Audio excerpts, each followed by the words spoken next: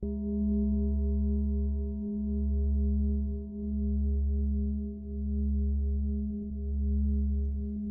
harong, mga tawo ni Angkarn Chantatrip. Arin man na parte minapalaad nin ladawan. An baybayon, an lantad, an tuktukan bukid, an kaumahan, gilid tinampo, an kulor abong sinarom, dyan, dangan digdi, tinitindihan an liwanag. Nagsisilyab narangan nin buhay, lambang lugar, lambang padumanan, minaabot sa syudad, sa mga barubanwaan, mga pangpangsalog, harani, harayo, day nawawaranin mga harong sa kanin mga tawo.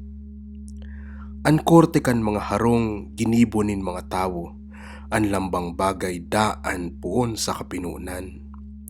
Natapos na an madidiklom asin anoy na mga panahon, lakdangian na kaagi, sagkod na makaabot ka sa ngunyan.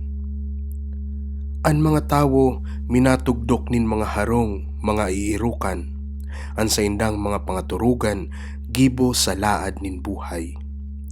Ini, sagkod no arin paman, iyo an magpapadanay kan katotohan kan gabos na mga bagay.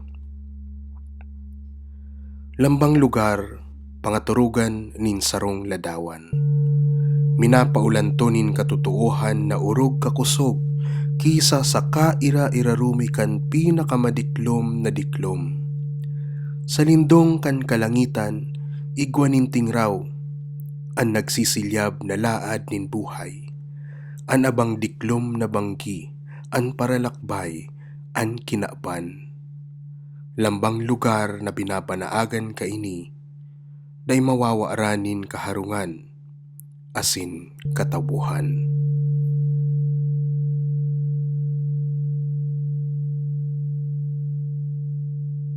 Mga harong, mga tawo ni Angkarn Chantatrip.